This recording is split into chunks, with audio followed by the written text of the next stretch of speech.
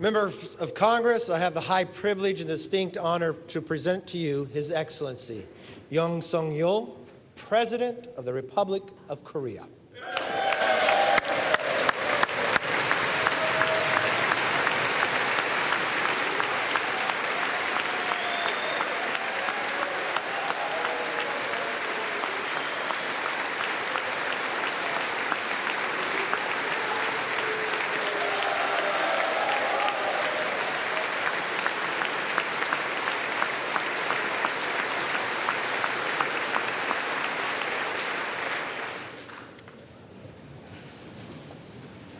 Mr. Speaker, Madam Vice President, honorable members of the United States Congress, distinguished guests, ladies and gentlemen, dear citizens of America, a new nation conceived in liberty and dedicated to the proposition that all men are created equal.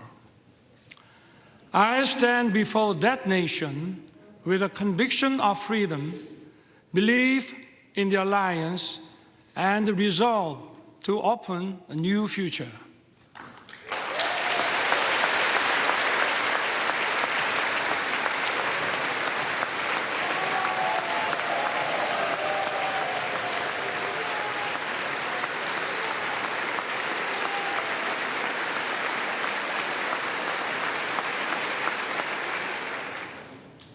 For 234 years, our Congress has been the symbol of freedom and democracy. This chamber embodies the spirit of Constitution. I'm honored to address the members of Congress and the people of the United States. Thank you, both Democrats and Republicans, for passing the resolution marking the 17th anniversary of the alliance. Your support has dignified my visit. I know that no matter where you sit, you stand with Korea.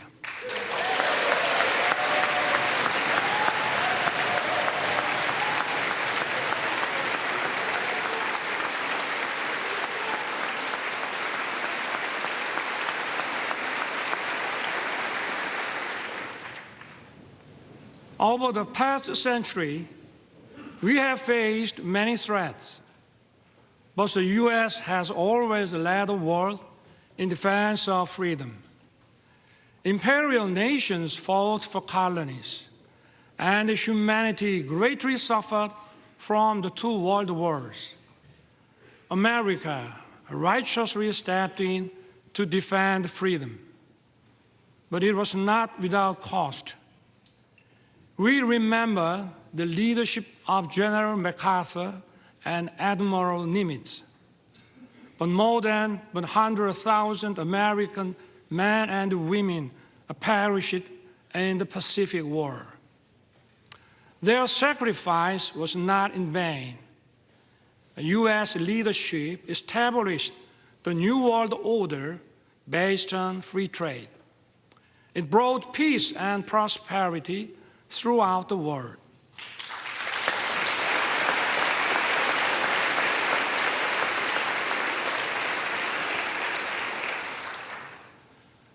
But prosperity was limited to free market economies where communist totalitarian nations did not participate. The world was divided into democratic and communist blocs. In 1950, the Korean Peninsula was on the front line. The Soviet Union helped to rearm North Korea. North Korea's surprise attack threatened the peace on the Korean Peninsula and Asia. Korea's freedom and democracy were on the brink. At that decisive moment, the U.S. did not look the other way. Korean and American soldiers stood shoulder to shoulder and fought bravely. Tales of our heroes were written. General MacArthur caught the enemy off guard with the landing of Incheon and turned the tides of the war. Operation Chromite was one of the greatest decisions ever made in the history of war. The U.S. 1st Marine Division miraculously broke through a wave of 120,000 Chinese troops at the Battle of Lake Changjin.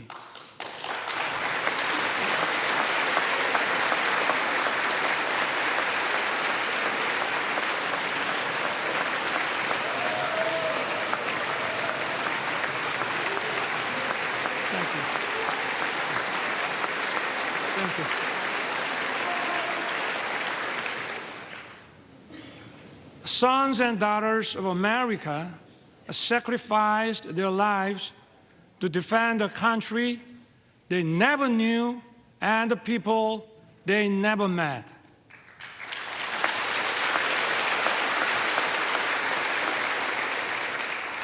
In the Battle of Lake Changjin alone, 4,500 American service members lost their lives. Over the course of the war, almost 37,000 U.S. soldiers fell.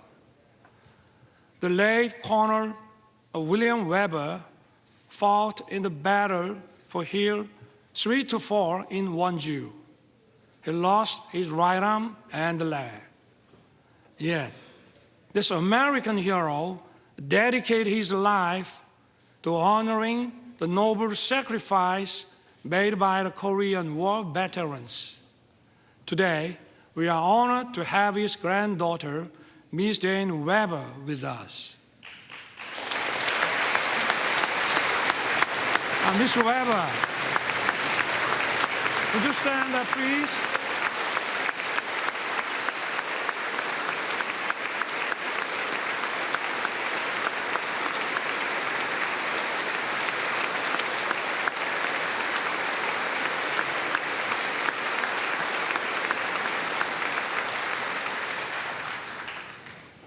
On behalf of the Korean people, I would like to thank you deeply.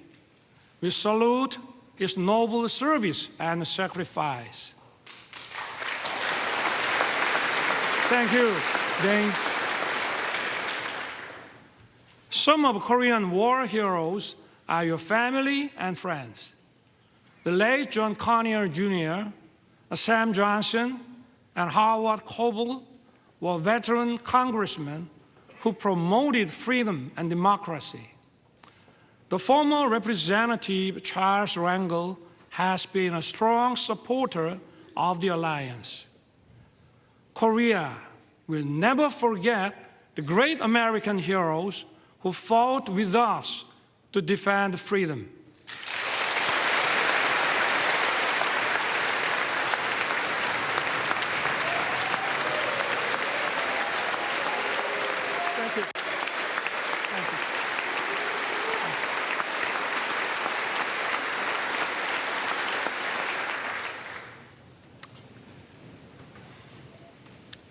I take this opportunity to pay tribute to all the Korean War veterans and their families. You did not hesitate to send your sons and daughters, husbands and wives, brothers and sisters. You answered the call to defend the freedom of a country across the Pacific. I thank the U.S. and its people for honoring the Korean War as a proud legacy. Thank you also for treating the veterans with honor and respect.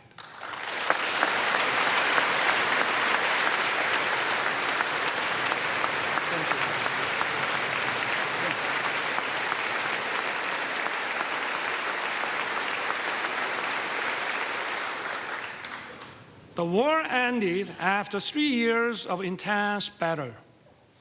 Our two nations signed the Mutual Defense Treaty and opened a new era of the alliance.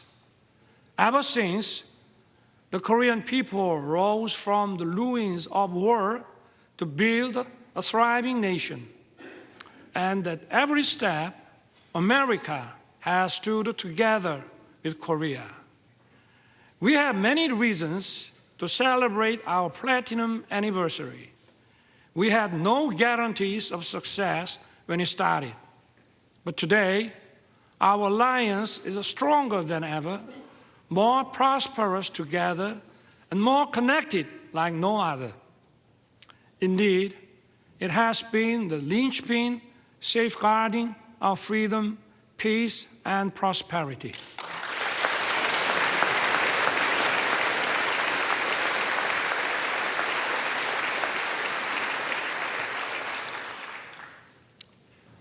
Once a recipient of aid, Korea is the only nation in modern history to become a donor.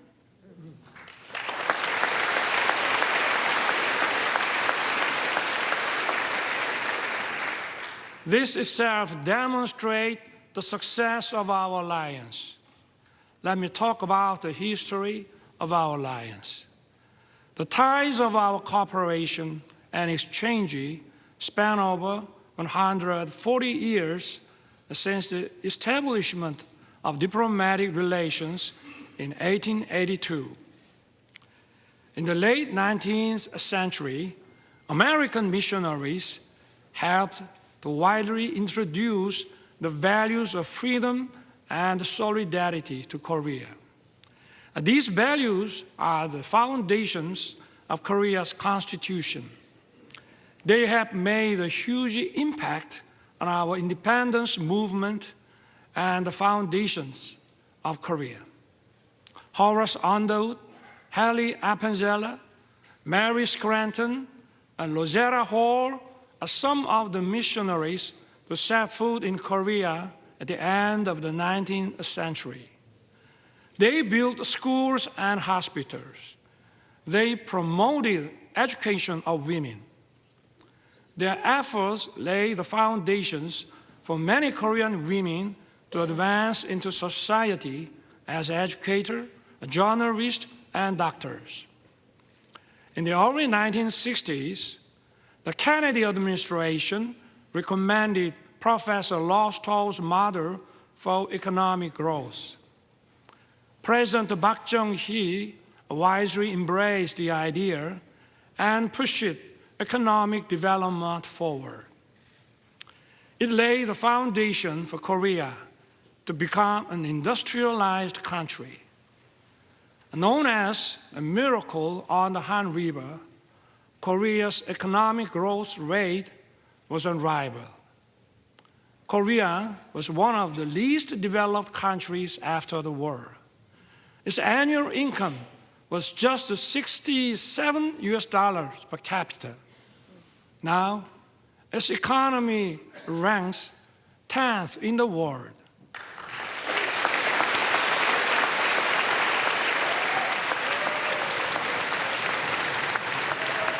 Thank you. Thank you.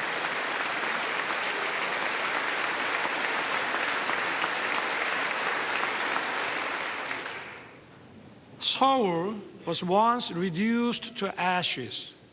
Now, it is one of the world's most vibrant digital cities. Busan was once flooded with war refugees. Now, it is the world's second largest port city in terms of transshipment volume. It is also bidding to host the World Expo 2030. Korea is winning the hearts of global citizens. It is dynamic, freedom is thriving, and democracy is robust.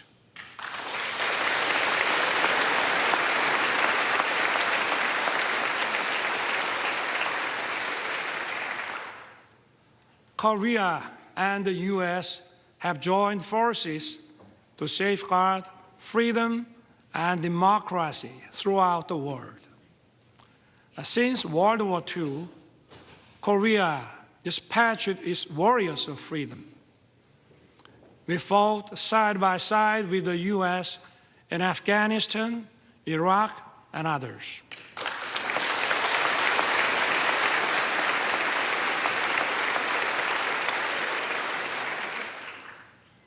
For over 70 years in the history of the alliance, we worked together in military and security sectors. We also expanded our cooperation in the economic field. Our relationship has evolved from one of unilateral assistance to a partnership that is mutually beneficial. The Chorus FTA was approved with the full support of the U.S. Congress in 2011. Since then, our bilateral trade has increased by 68%. Korea's companies' investment in America has tripled. The U.S. companies' investment in Korea has nearly doubled. Korean companies are contributing to vitalize the U.S. economy. They are producing EV batteries, semiconductors, cars, and other products here in America. And more importantly, they are creating decent, well-paying jobs.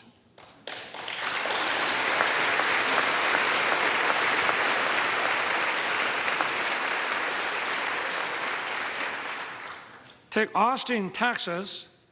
Samsung's semiconductor plant has created nearly 10,000 jobs as of 2020.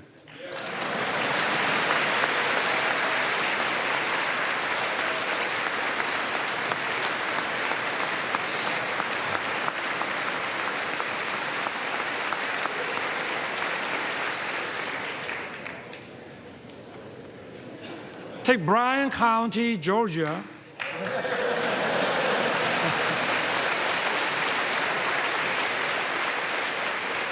Hyundai's EV and battery plants is expected to be operational by late 2024. It will produce 300,000 electric vehicles every year. It will employ thousands of Americans.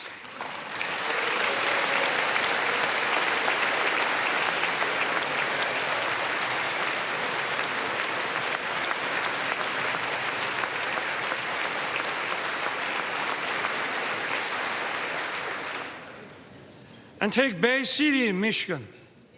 It is a home to SK Siltron CSS, where President Biden visited. It is an example of Korean and American companies merging to achieve even greater growth.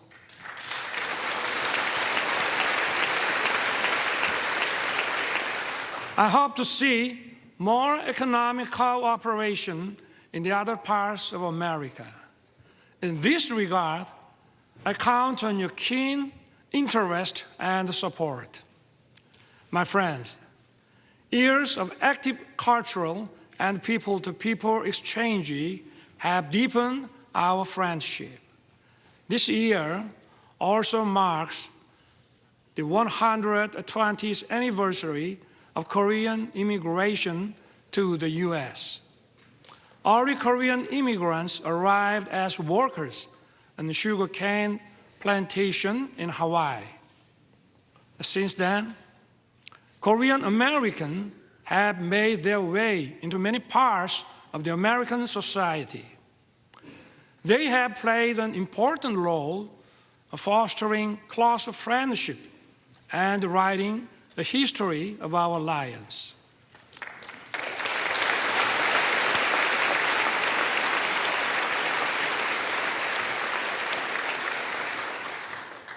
Representatives Young Kim, Andy Kim, Michelle Steele, and Marilyn Strickland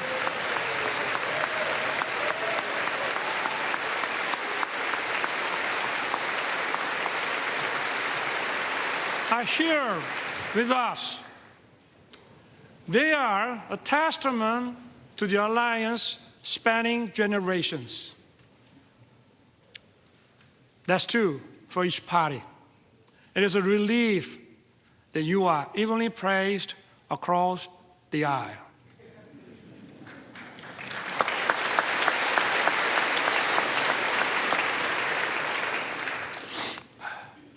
Even more, culture is helping to further deepen our understanding and friendship. Nationality and language differences are no longer barriers. Korean movies, Parasite and Minari, have won Oscars. Hallyu film, Top Gun, and The Avengers are loved by Koreans.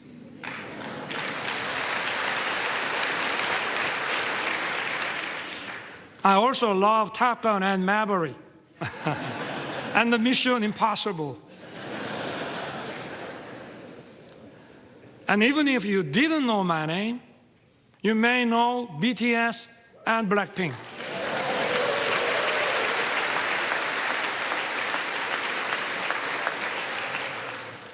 BTS beat me to the White House, but I beat them to Capitol Hill.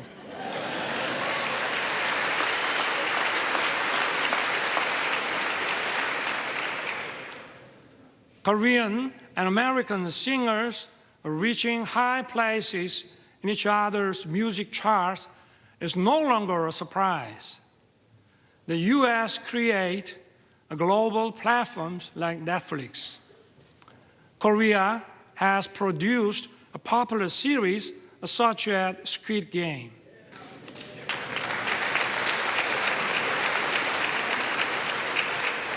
We are creating a new pattern of synergy.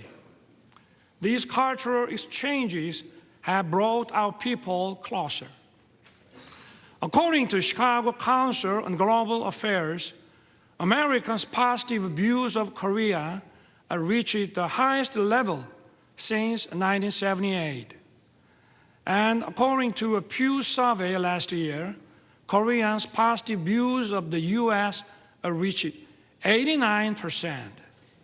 It marks the largest increase among all the countries surveyed.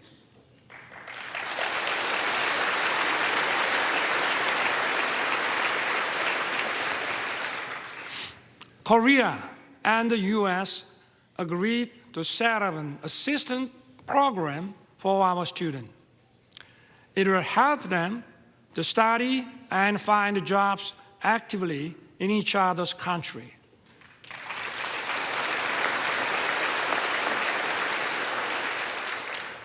Honorable members of Congress, I have two careers in my life. My first job was as a public prosecutor. My second job is serving as the president of my beloved country. As prosecutor, my role model was the late Robert Morgenthau. He was the real-life character of District Attorney Adam Schiff in Law and Order. When I was the Prosecutor General, I printed a book titled Robert Morgenthau, America's Eternal Attorney. I shared it with my junior prosecutors.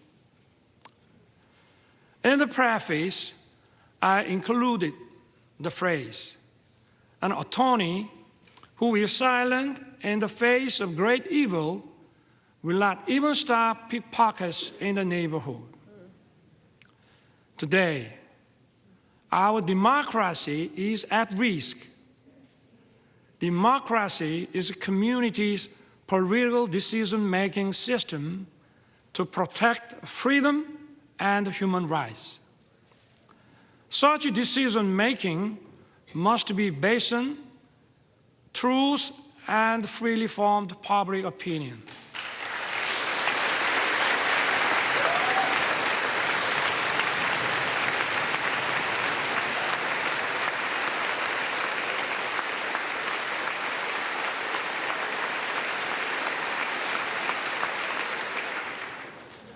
But today, in many parts of the world, false propaganda and disinformation are distorting the truth and the public opinion. They are threatening democracy.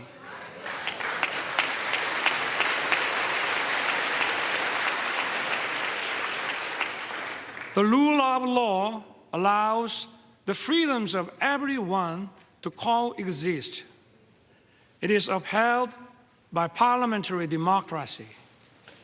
False propaganda and disinformation corrupt intellectualism. They threaten democracy and the rule of law.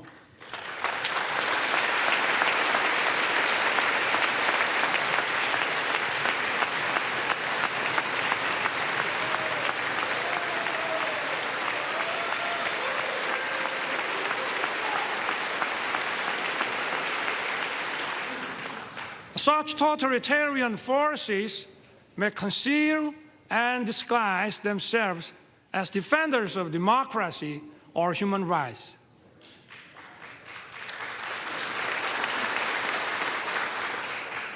But in reality, they deny freedom and democracy. We must not be fooled by such deception and disguises.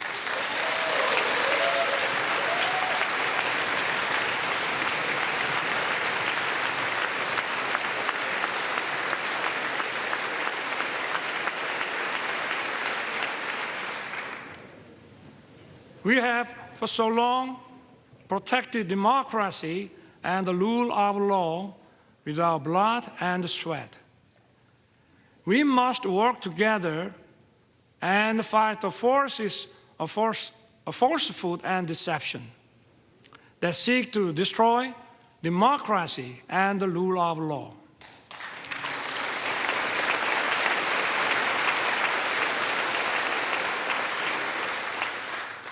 Those who cherish freedom also respect the freedom of others.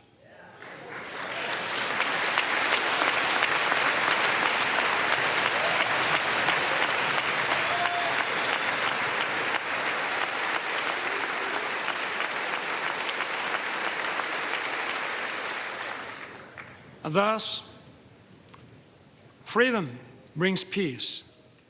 Peace, in turn, safeguards freedom.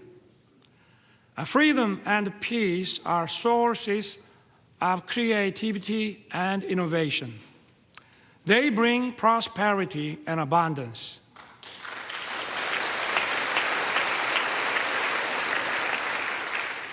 Our alliance was forged 70 years ago to defend Korea's freedom. The alliance has now become a global alliance that safeguards freedom and peace around the world. Korea will fulfill the responsibilities. It will play its part that matches its economic capacity.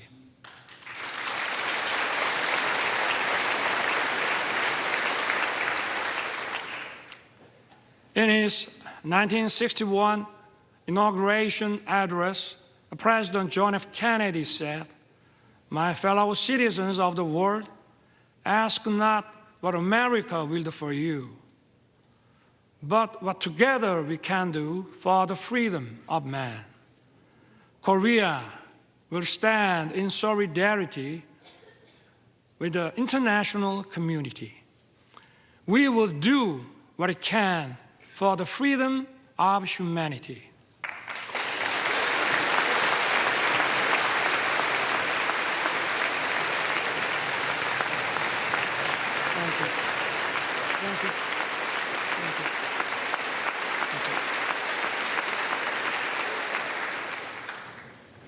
Korea, with the U.S., will march towards the future.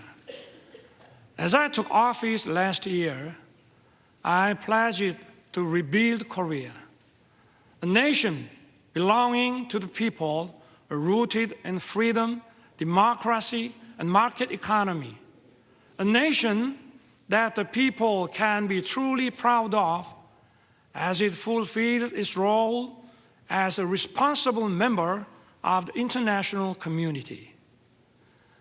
Together with the U.S., Korea will play the role as a compass for freedom. It will safeguard and broaden the freedom of citizens of the world.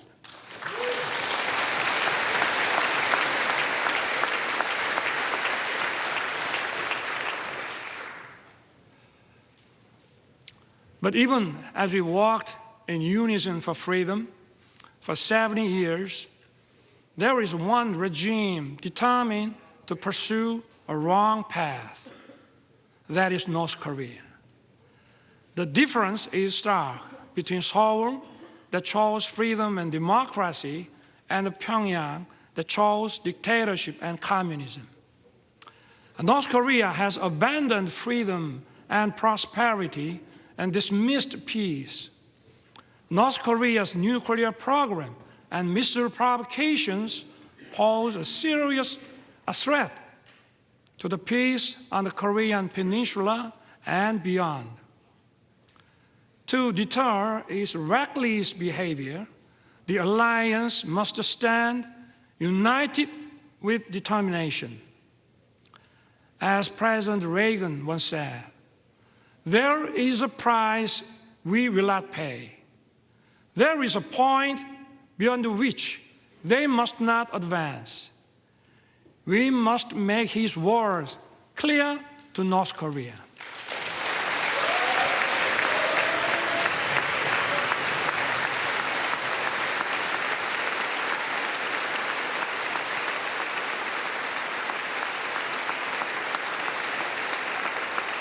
Thank you. Yesterday, President Biden and I agreed to strengthen the U.S. extended deterrence. Along with close Korea-U.S. coordination, we need to speed up Korea, U.S., Japan trilateral security cooperation to counter increasing North Korean nuclear threat.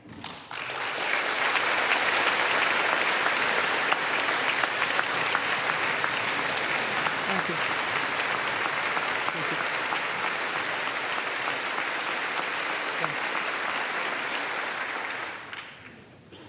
My government will respond firmly to provocations, but at the same time, we will keep the door open for dialogue on North Korea's denuclearization.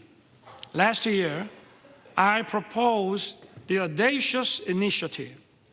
It will significantly improve North Korea's economy and livelihood. All Pyongyang has to do is to stop its nuclear program and begin a substantive denuclearization process.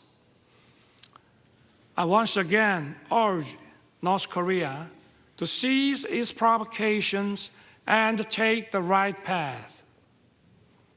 Korea, with the U.S., will continue to work for North Korea's denuclearization.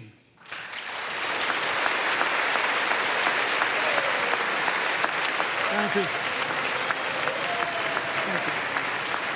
Thank you.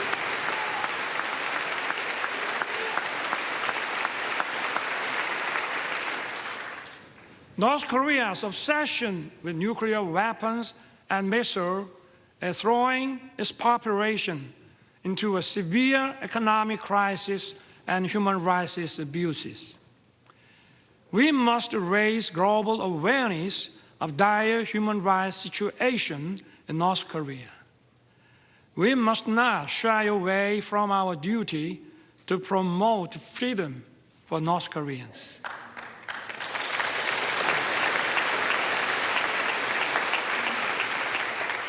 Last month, my government published a report on North Korean human rights. We released it to the public for the first time. The report documents a wide range of abuses in North Korea. It is based on testimonies of 508 North Korean defectors collected over the past 5 years. It records many cases of serious violations of international norms, such as the Universal Declaration of Human Rights and other human rights agreements. Unspeakable and horrendous incidents took place. Men and women being shot and killed for violating COVID-19 prevention measures. some being publicly executed for watching and sharing South Korean shows, and people being shot in public for possessing the Bible and having faith. We need to raise awareness. We must inform the world of the gravity of North Korea's human rights violations. I ask for your help in improving North Korea's grim condition.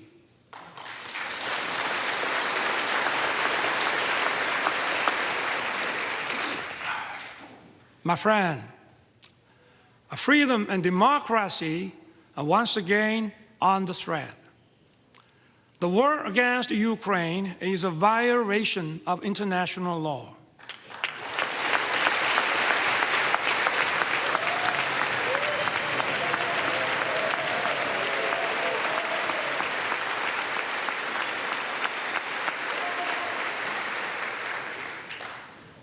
It is an attempt to unilaterally change the status quo with force. Korea strongly condemns the unprovoked armed attack against Ukraine.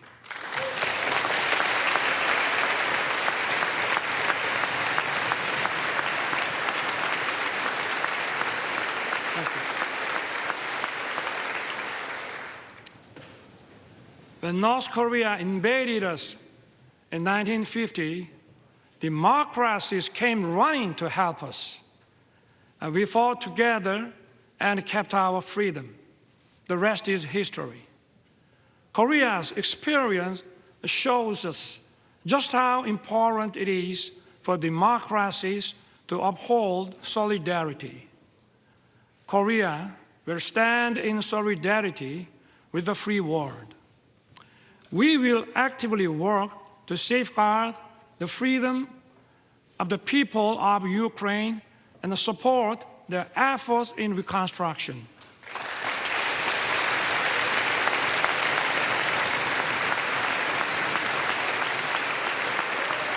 Thank you.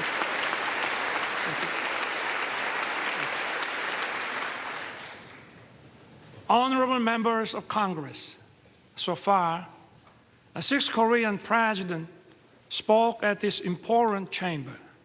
The first Korean president, Dr. Lee Seung-man, delivered his speech in 1954.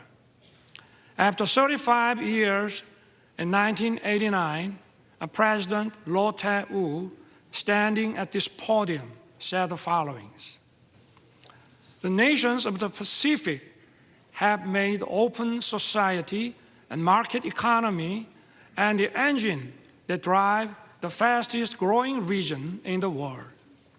The Pacific will become even more important to the U.S., and Korea will begin to contribute more to the prosperity and peace of the region.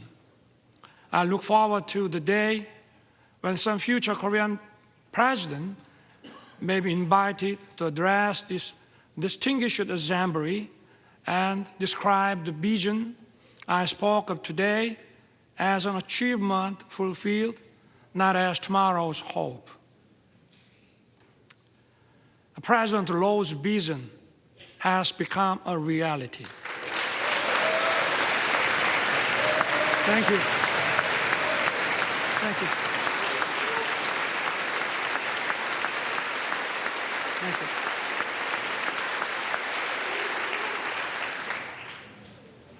We are currently living in the Indo-Pacific era.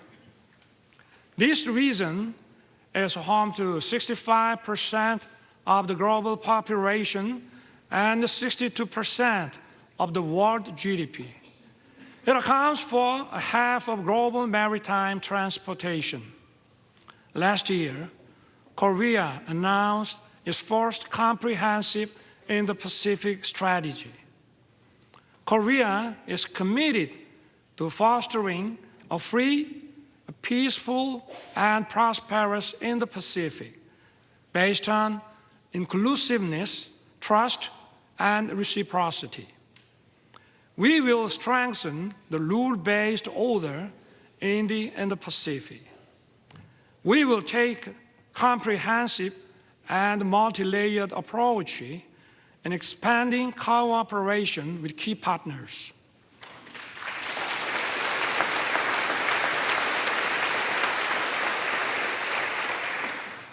This also means that the stage for the alliance is expanding. Korea used to receive assistance from U.S. aid.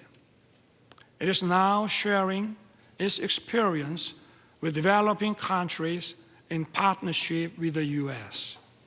Korea has greatly increased its ODA budget. It is providing tailored programs in tune with the needs of its partners. Yesterday, President Biden and I adopted a joint statement. It presents a vision of the alliance in action towards the future. Together, our two countries will broaden our alliance.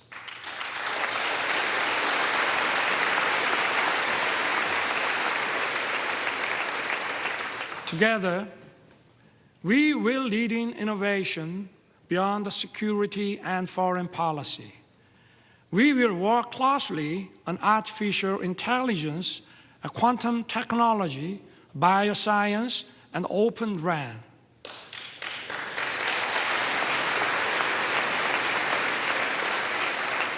Our partnership in the cutting-edge semiconductor industry will contribute to establishing stable and resilient supply chains. It will also address economic uncertainties. Together, we will open another new successful chapter.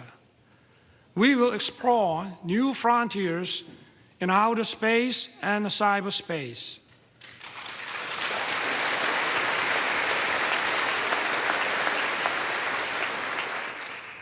Korea and the U.S. are the world's top technological powers leading innovation and creativity. Together, we will create a great synergy.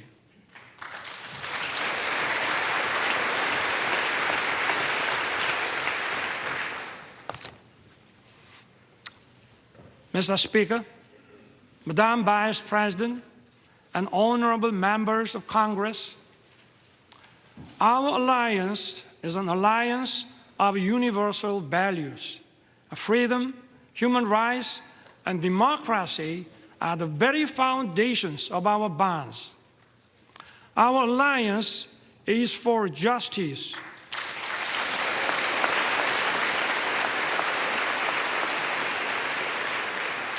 Our alliance is for peace.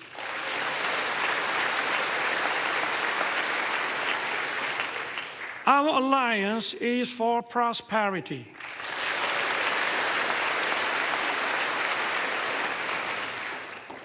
Together, our alliance will continue to move towards the future. We will build the world of tomorrow that opens endless opportunities for our future generations.